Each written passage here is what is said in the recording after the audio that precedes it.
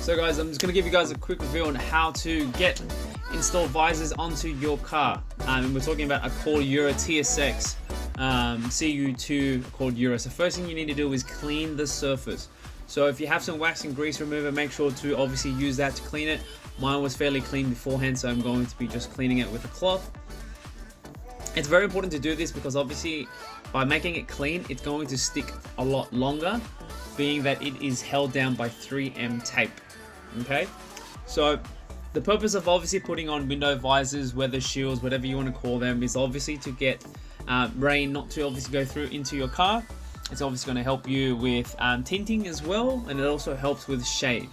So that is the purpose of why most people get it. In the Honda community, it's mainly used for aesthetics, but you can do what you need to do. So make sure the first thing you need to do is obviously mount them without putting the 3M tape off. You want to make sure that you find the right length and it's exactly how you want it to sit before doing so.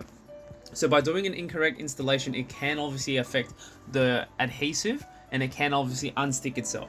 So make sure you do it lightly if you decide to do it the first time. If not, you can do it again and just pulling it off, but very, very careful because you don't want to crack it, which happens a lot. So when most people buy eBay kits, they will tend to crack. I got this one from my local automotive store, Shift Performance, and we're just going to install this. So again, 3M tape on the top side and on the edge as well.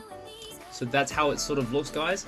There are a lot of different sort of types of window visors as well, guys. There's slimline, there's full tint, there's full extension, there's different styles. The one that I went with was the Mugen style. As you can see, it's got this little weird notch at the bottom, which I'm not too sure what that is for personally, but I'm assuming that it goes underneath where the window visor is.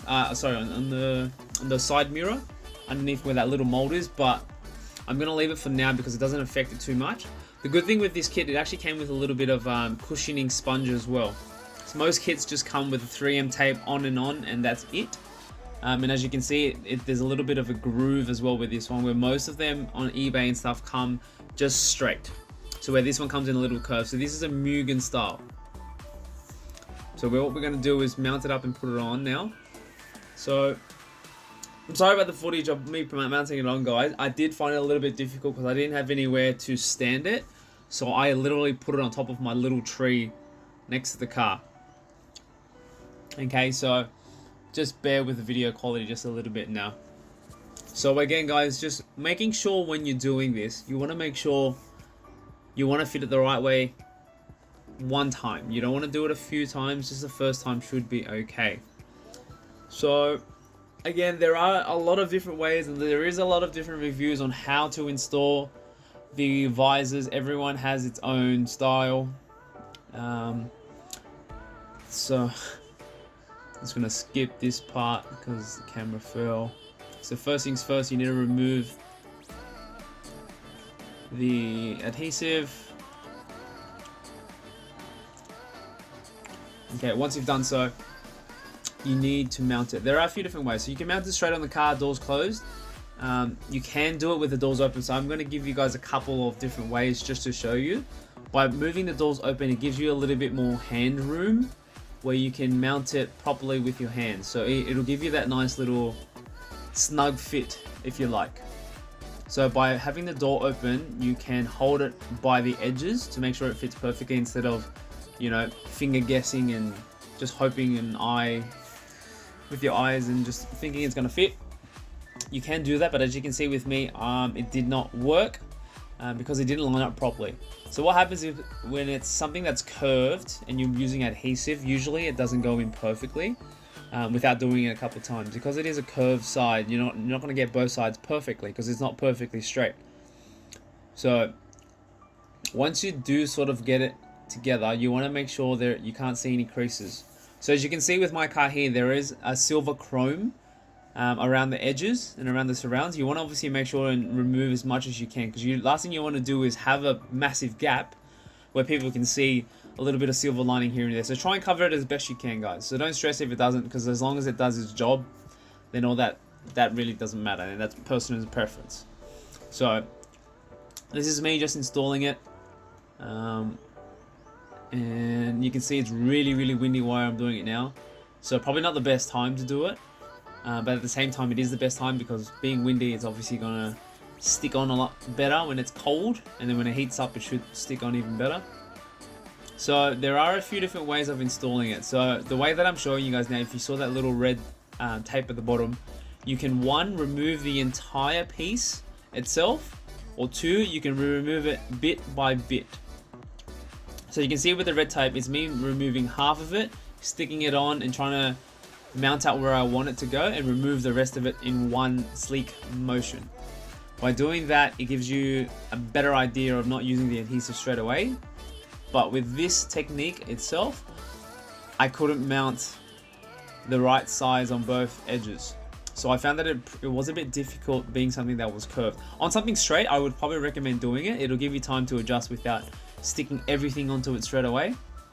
If you guys don't really get what I mean, once you try and install it yourself, you'll understand. But so far it looks good. So this is just me removing it again because I did not like the way that it was mounted. I wouldn't say I have OCD, but I did end up seeing a bit of silver chroming on there. So I decided just to do the entire piece off, remove the 3M tape cover, and just stick it this way. So again, you can do it with the door open or you can do it without the door open. It's purely up to you. So again, make sure you mount it. There is obviously going to be a slight gap for the doors to open, so you don't want to put it directly to the edge. And when I say that for the rear visor, because the rear visor is a little bit shorter, being a shorter mirror dimension. But once you get the visor in, it should look pretty good. Again guys, sorry for the footage, not exactly the best, but you get the idea. It's not too hard to do. The visor itself, I purchased it for about $120 or so for the complete 4. You can go on eBay, you can purchase them for probably about $60 or $100. But again guys, remember to use the one that you want, because you can have the slim line, you can have the big ones, you can have the one with the clip edges, depending on what you want, higher tint, so on and so forth. So that's up to you. So just here, you can see me applying pressure. Definitely apply pressure once you found the right spot for yourself, because you want it to obviously sit there forever.